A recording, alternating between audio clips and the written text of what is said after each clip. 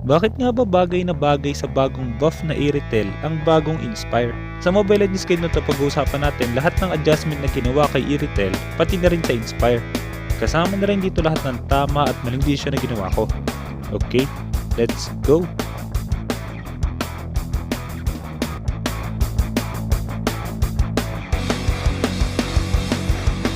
Patay ka na! Patay ka na! Kasi patay ka na eh.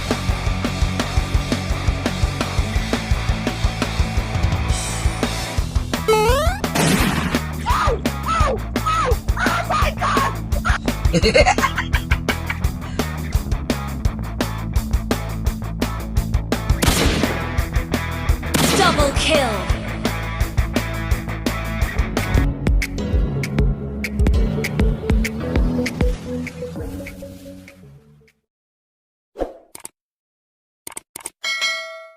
Sa laro na to, Gold Lane Irithel yung gagawin natin. Ito yung emblem at item build na gamit ko, mamaya pag-uusapan natin kung bakit ito yung bagay sa kanya. Clint na naka-high and dry yung katapat natin dito, kaya expected natin na possible tayong maharas sa lane. Ang goal muna natin sa early game, makasurvive sa lane nang hindi tayo na-delay ng Clint. At para magawa yon, hindi tayo basta-basta dapat mag-hit sa mga minions. Hayaan lang natin magpatayan yung mga minions at kapag mamamatay na sila, tsaka natin subukan lasitin. Kapag nalalasit natin yung mga minions, mas malaki yung gold na bigay nun. Makikita nyo rin dito, kapag hindi natin abot ng basic attack yung mga minions, gamitin din dapat natin yung skills. Nasaan na si Clint? Babarilin ako nun eh. Ayan na.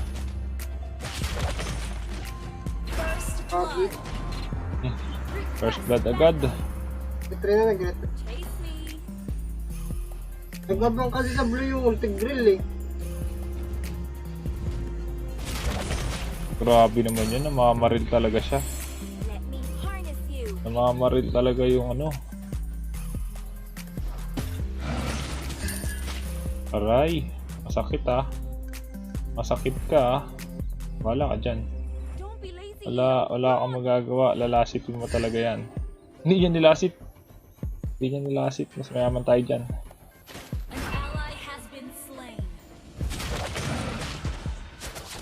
Kala mo ah.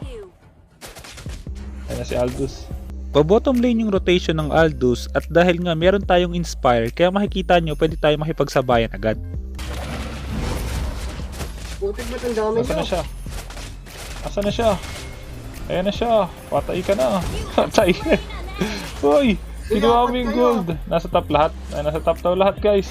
Dahil sa Inspire, kaya hindi tayo basta-basta napatay ng Clint. Ang problema nga lang, kahit wala pang 5-minute mark, nilasit agad ng Aldous yung malaking minions natin. Mas malaki sana yung makukuha nating gold kung hindi siya muna lumasit nun. Dahil nga kapag wala pang 5-minute mark, mas maliit yung gold na mapupunta sa jungler kapag pumapatay sila ng minion sa lane.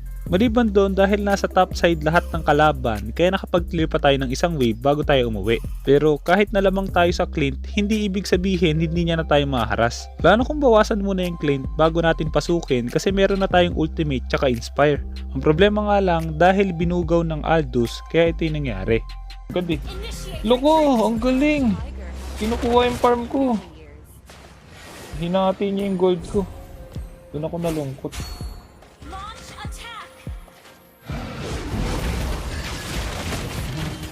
Okay na yan. Nice it.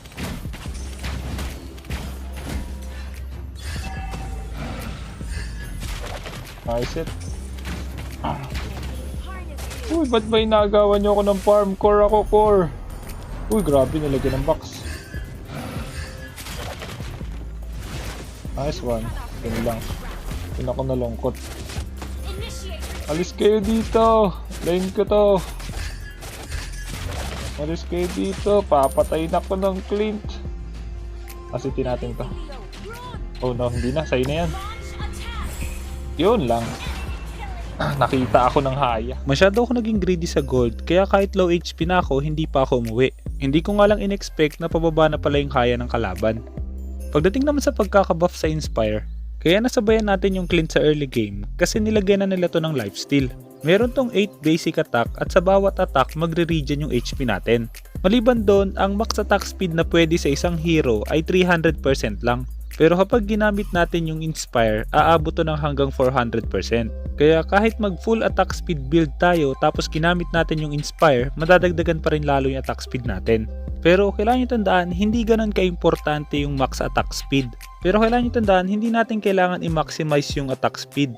Ang priority pa rin dapat natin ay buuin yung core items natin. Kung mapapansin nyo dito, naglagay ako ng corrosion sight sa last item natin kaya umabot tayo ng 400% attack speed. Pero kailangan nyo tandaan, importante pa rin sa atin yung counter items. Makikita nyo mamaya kung gaano kadali kay Irithel na sumabay sa kalaban. Pagdating naman sa mga skills ni Irithel, ang passive niya, pwede siyang mag-basic attack habang gumagalaw, tapos 3 yung balang nilalabas niya. Pero kailangan nyo tandaan, ang mga item effect, isang beses silang gumagana sa basic attack ni Irithel.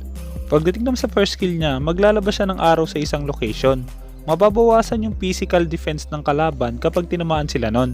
Pagdating naman sa second skill, may slow lahat ng nasa paligid ni Irithel.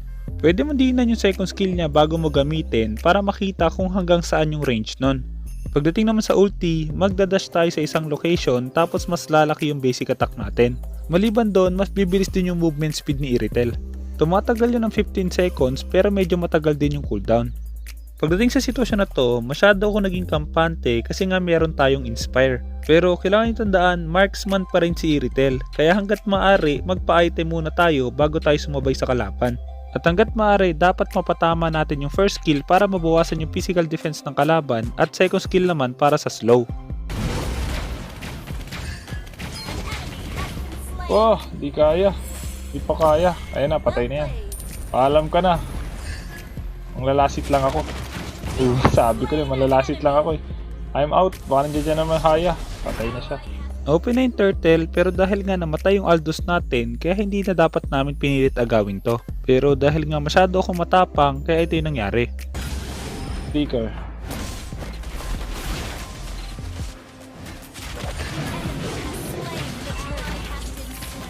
Patay ako.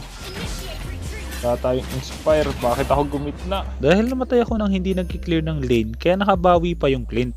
Maliban doon, hindi pa rin ako titigil sa pagiging aggressive. Hati-hati.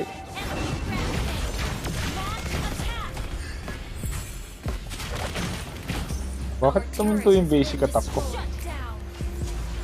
May Kagura sa likod.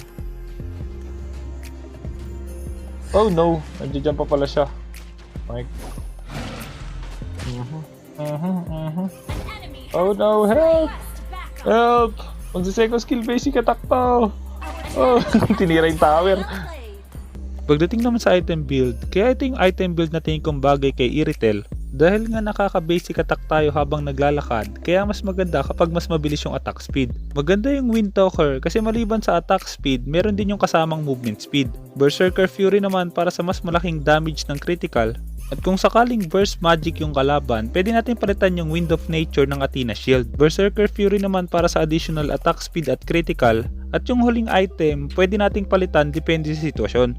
Kung sakaling mag-Athena Shield tayo, pwede tayo mag-build muna ng lifesteal item sa 5th item bago natin buuin yung Scarlet Phantom para mas makasurvive tayo.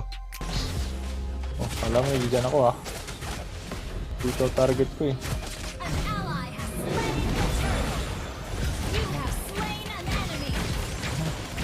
Kunwari di masakit, bilis. Kunwari di masakit. Flicker out. Ito pa. Oh no. Buti wala siyang combo. Nakuha natin yung turtle tapos napatay pa natin sila kaya ibig sabihin dapat kumuha pa tayo ng objective. Maliban doon kung napansin nyo, napaka-importante kay Irithel ang positioning.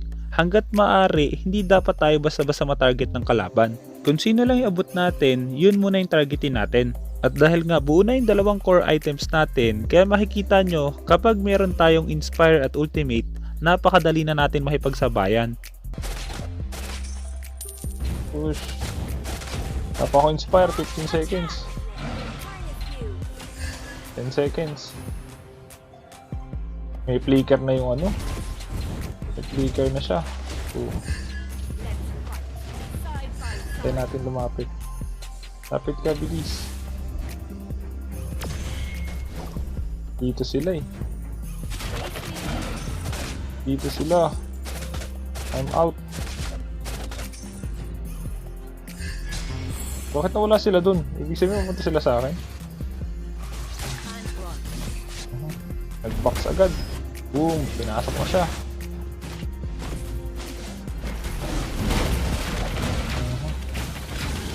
Patay na yan. Boom!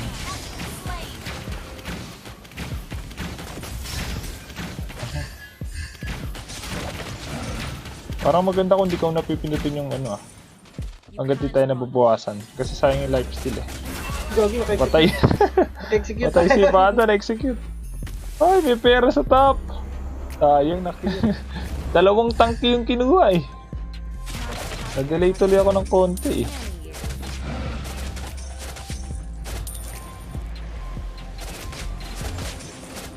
Hala ka, di kita papastakin. Face me.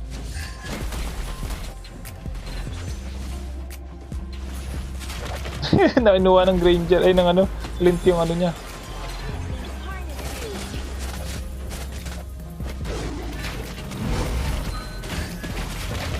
Double kill! Double kill! Sa likod. Double kill! Ano ba yung Bene na yan? Ayaw talaga sumama. Kung napansin nyo doon, dahil nag-burst na yung Kagura sa Aldous at meron na tayong Wind of Nature, kaya pwede na natin silang pasukin. Wala akong Athena Shield or Magic Defense, kaya ibig sabihin hindi ako pwedeng mauna kapag hindi pa gumagamit ng combo yung Kagura. Lagi kong hihintayin muna gumamit ng skills yung Kagura bago ako pumasok. Pababa na. Bigyan ng bida. Been slain. Nag-second skill yung Haya.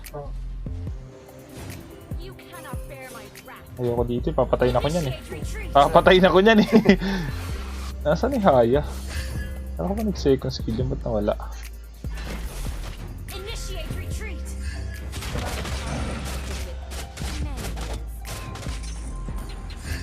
Initiate Maganda retreat. tong ano. Maganda tong tawag dito. Initiate retreat. Maganda tong Iritel na naka-inspire. Palag-palag talaga.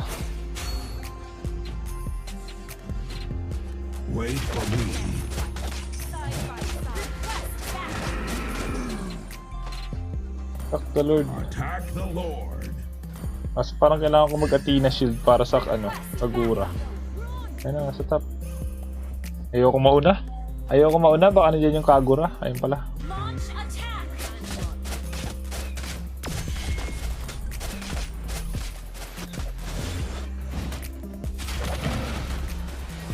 An enemy Nice one. slain. Patay ka na! Patay ka na! Sabi sa'yo, patay ka na eh. Bakit mo ako pinalagan? Lord. Bakit mo ako pinalagan? Bakas ang life steal ko ah. Aray, humina. Humina yung life steal ko. An ally has slain Lord.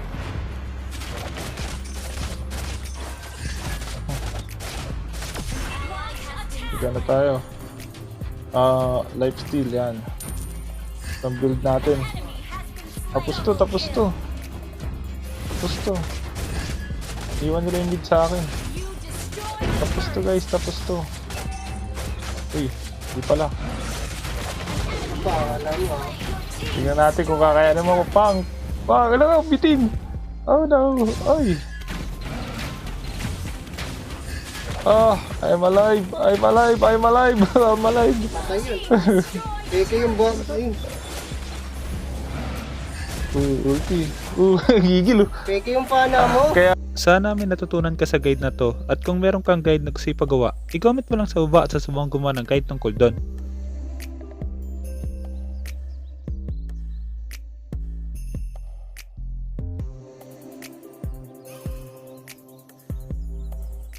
Kaya kung hindi ka pa nakasubscribe, hit mo na yung subscribe pati yung notification bell. Basta lagi mo lang tatandaan, kung gusto mo mag-improve, just master the basics. I'm out.